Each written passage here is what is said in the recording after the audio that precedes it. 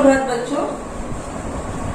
बहु की विदा पाठ से संबंधित प्रश्न जो अभ्यास पुस्तिका में दिए हुए हैं उसका उत्तर। Page number 21। निम्नलिखित प्रश्नों के उत्तर दीजिए। पहला उदाहरण, अगर तुम्हारी सामर्थ्य कम थी तो अपनी बराबरी का घर देखते, झोपड़ी में रहकर महल से नाता क्यों जोड़ा? उपर्युक्त कथन किसने किससे कब तथा क्यों कहा है? उपर्युक्त कथन जीवनलाल ने प्रमोद से कहा है। उस समय कहा है जब प्रमोद जीवनलाल के घर अपनी बहन को विदा कराने के लिए आया था। जीवनलाल के अनुसार प्रमोद की हैसियत, प्रमोद का सामर्थ्य उनके मुकाबले कम था। श्रोता ने अपने सामर्थ्य के संबंध में क्या कहा? श्रोता अर्थात प्रमोद ने अपने सामर्थ्य के संबंध में जीवनलाल से कहा, अपनी सामर्थ्य के अनुसार जितना भी हो सका हमने दे दिया। झोपड़ी तथा महल से वक्ता का संकेत किस किस ओर है? वक्ता अर्थात जीवनलाल का महल से संकेत स्वयं की ओर है और झोपड़ी से संकेत प्रमोद की ओर है। वक्ता किस बात पर क्रोधित है तथा क्यों? वक्ता दहेज का मिलने पर क्रोधित है क्योंकि वह धन का लोभी है और विवाह के अवसर पर उसे जो भी मिला उसमें वह संतुष्ट नहीं है। दूसरा उदाहरण, मेरे नाम पर जो धब्बा लगा, मेरी शान को जो ठेस पहुंची, हरी बिरादरी में जो हंसी हुई, उस करारी चोट का घाव आज भी हरा है। जाओ कह देना अपनी माँ से कि अगर बेटी को विदा कराना चाहती है तो पहले उस घाव के लिए मरहम भेजे। वक्ता कौन है? उसके अनुसार उसकी शान को क्या ठेस पहुंची थी? वक्ता जीवनलाल है, उनके अनुसार उनके शान को धब्बा लगा था क्योंकि वह एक धनी, प्रतिष्ठित और सम्मानित व्यक्ति थे। समाज में उनका मान सम्मान बना हुआ था, इसलिए उन्हें लगता था कि दहेज का मिलने के कारण समाज में उनकी प्रतिष्ठा कम हो गई है। घाव शब्द का प्रयोग किस अर्थ में किया गया है? एकांकी में घाव शब्द का प्रयोग दहेज कम मिलने पर हृदय पर जो चोट लगी है, हृदय पर जो आघात पहुंचा है, उस अर्थ में किया गया है। वक्ता ने घाव के लिए मरहम भेजने की बात कहकर क्या संकेत किया? वक्ता ने घाव के लिए मरहम भेजने की बात कहकर दहेज की बची हुई रकम 5,000 रुपयों की ओर संकेत किया है। क्या वक्ता के उपर्युक्त कथन को आप सही मानते हैं? स्पष्ट कीजिए।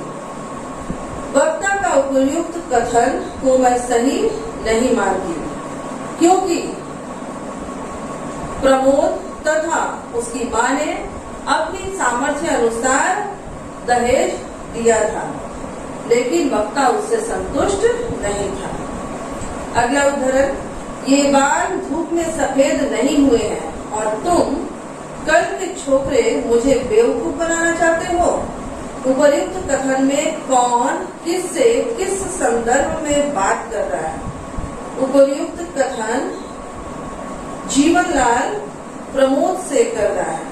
जब प्रमोद ने जीवनलाल से कहा कि इस समय आप विदा कर दे, गौने के अवसर पर हम आपकी मांगों को पूरा करने की कोशिश करेंगे।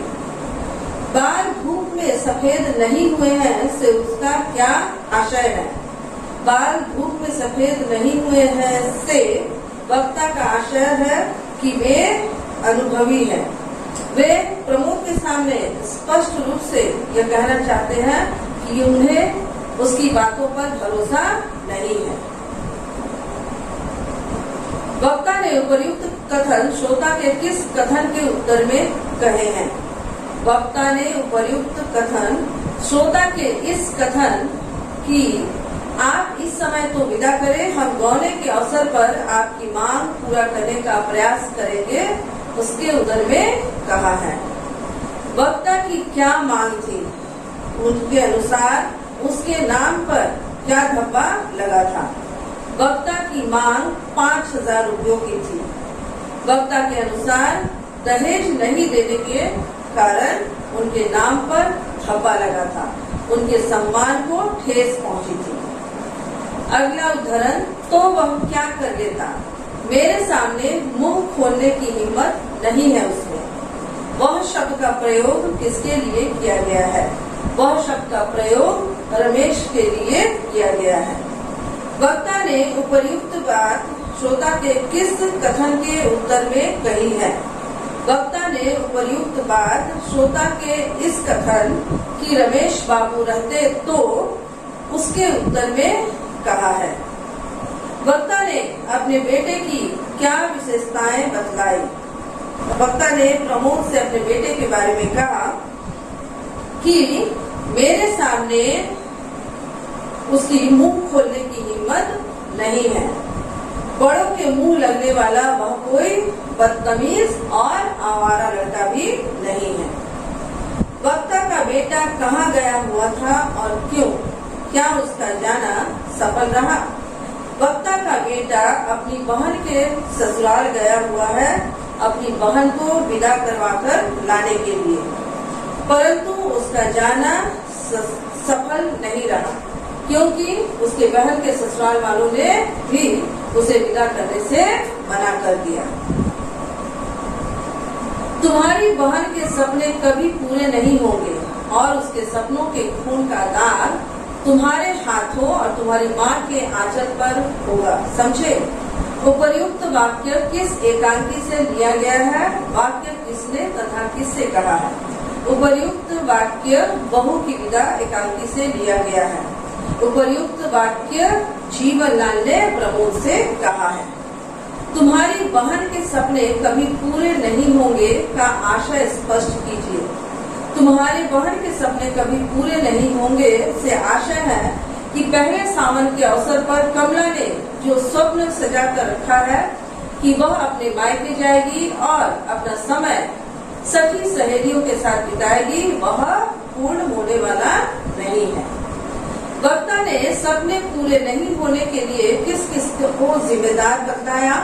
क्या आप वक्ता के कथन को उचित मानते हैं? वक्ता ने सपने पूरे नहीं होने के लिए प्रमोद तथा उसकी माँ को जिम्मेदार बताया है। नहीं, वक्ता के कथन को मैं उचित नहीं मानती क्योंकि प्रमोद तथा उसकी माँ ने अपने सामर्थ्य के अनुसार विवाह के अवसर पर दहेज भी दिया था और बारातियों की खातिरदारी भी की थी। वक्ता ने अपनी बेटी गौरी के विवाह के संबंध में श्रोता से क्या कहा? वक्ता ने अपनी बेटी के विवाह के संबंध में श्रोता से कहा कि गौरी के विवाह के अवसर पर बारातियों की इतनी खातिरदारी की कि लड़के वाले दंग रह गए और इतना दहेज दिया कि सब आश्चर्यचकित रह गए।